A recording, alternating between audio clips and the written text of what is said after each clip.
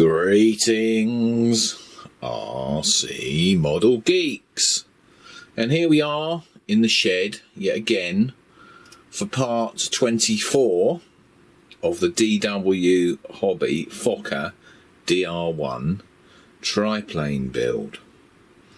So no video yesterday. I wasn't out in the shed very much. I seem to have caught a bug or something, and it sort of wiped me out yesterday. Every time I moved my head, my balance went. So, yes, sort of almost back to normal. So we're plodding on. Right, yeah, yesterday I managed to get in the push rods for the elevator, and you can see them down there. And basically what I've done is I've used ball links stacked on top of each other onto the servo arm to give the push and pull for the elevator halves. So it runs down the side of the fuselage there. You see they're stacked one above the other. You can see in there. It runs down the fuselage and out the ends, and I've got the clevises on there as well. So that is all done. So now we've got a sort of semi-redundant push rod system for the elevator halves. So that will reduce any twisting as well that there might have been in that elevator. So that's all done. And it works lovely jubbly. I have tried it. So the next thing is we're going to do the pull for the rudder, and the servo is in there. The only thing I've got to do, I've got to widen this gap that's in this bit of wood here. Because we're now doing pull, we need a bit more room to get the other pull cable running down. So we need to bring this slot out to about here or somewhere. And then we can run the cables down and out that hole, that side, and the hole that's on the other side there.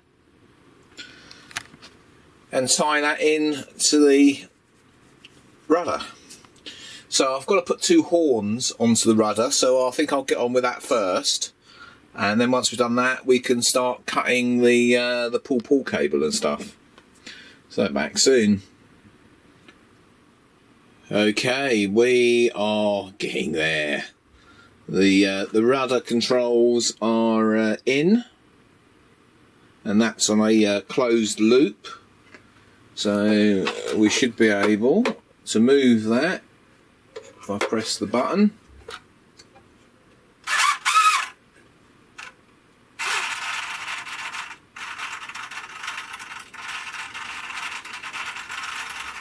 there you go. If we go up here, works a treat. So yeah, for the closed loop, I decided to mount the servo on the other side of the servo mounting plate, rather than have the wires go through that slot. It just works a lot better, actually. It's much more in line that way, and you can see the cables are pretty well spot bollock in the middle, as close as they're going to be to that slot. So that is good. I've glued in the mounting for the tail skid, if I didn't show that before. Yeah. So we are getting there. The next thing I'm going to focus on is probably the hatch that goes on the bottom here. We might as well get that right now. So there's a few bits to stick together with that, and I'll get them together and come back to you.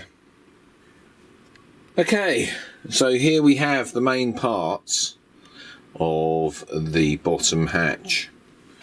We've got F19, which is the main part of it, I believe, even though I haven't got the part number written on there.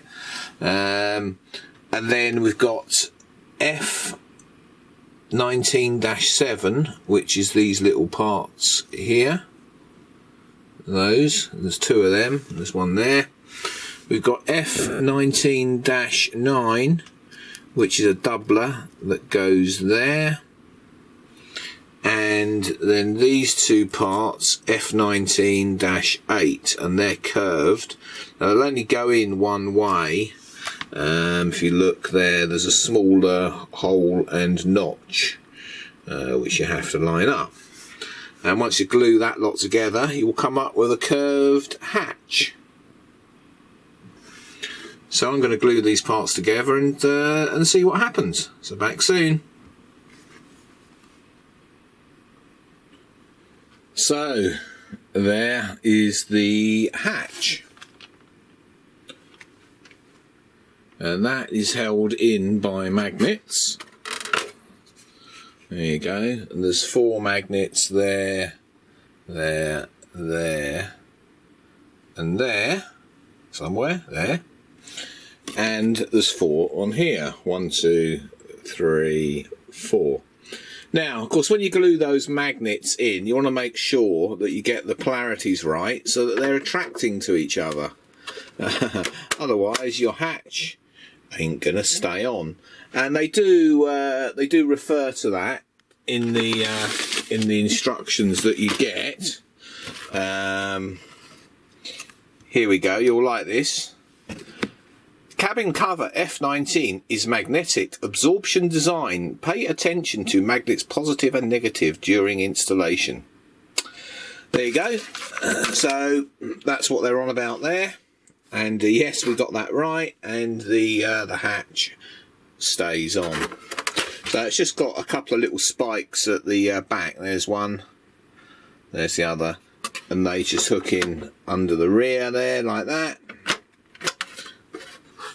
And then the whole thing goes down. So easy access for the batteries and pretty much everything else in the fuselage, because it's just all there. So that is a good. So we're getting close to covering this fuselage. I know there's a few people out there that want to see that, but there's still a few little things to do just to, you know, tweak it up a little bit. Yeah, but we're not far off. There's things like here, there's a transition here and here, and that just wants a little bit of wood filled in there just to make that nice and smooth. That's a nice smooth transition for the covering. And the other thing that I don't know if I showed in an earlier video, but up here, once we get it in the right place so we can look at it, I added a couple of strips of wood here and here, because when you cover it, the covering's going to go to there and it hasn't got anything to stop it pulling away as it shrinks. So you just need a little bit of wood here to actually hold the covering. If you look on the other side, it hasn't got it yet. You can see here, there's nothing there. And so when the covering comes round there, it'll pull away. So you want a piece of wood running across there to stop that. And I've also broken a little bit there. I've got to make another little bit to go in here. It's broken off. But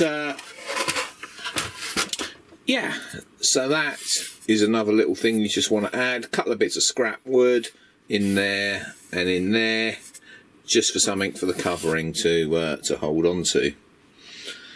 Yeah, so we are getting there. Hopefully I'll get all the little gribbly bits done to this today, and then tomorrow will be covering day, which is good. So I'm going to plod on for a little bit longer. It's what's time, 5 o'clock now in the afternoon. So I'm going to plod on a bit more, and hopefully this will be ready for covering tomorrow morning. Right, there's one other little thing I've got to sort out, and it is that there. These two holes are for screws that hold the wing on, and they're a little bit off centre. So I just need to make the hole in this a tad bigger, because otherwise my thumb screws won't fit. So yeah, just got to open them up a little bit. Right. Well, you know we're getting close when the guns and pilot are in. Oh, he looks pretty good in there.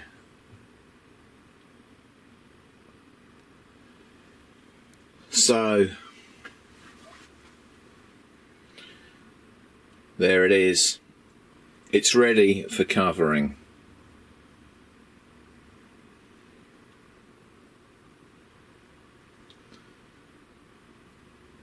So tomorrow is the day we finish the fuselage pretty much. We get it covered and we get it varnished, and we'll also get the crosses on the side, hopefully. I've already got the crosses cut out. So it's just a matter of covering the plane, painting the white squares on the side, putting the crosses on and varnishing it. Once that's done, we've got to put the motor in and the ESC and obviously the receiver and bolt everything together. Oh, we've also got to put the tail skid in there as well. So what more can I say? See you all tomorrow, hopefully.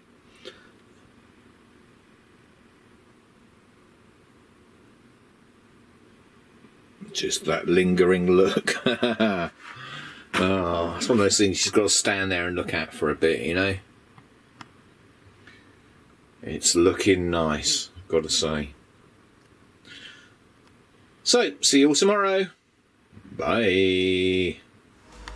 Thank you for watching Captain Rob's RC Model Geeks. If you enjoyed the video, don't forget to click that like button. If you want to see more of the same type of videos, don't forget you can subscribe. If you want to support us, you can use PayPal, paypal.me/RC Model Geeks. If you want to contact us, you can email us rcmodelgeeks@gmail.com. We look forward to seeing you in the next video.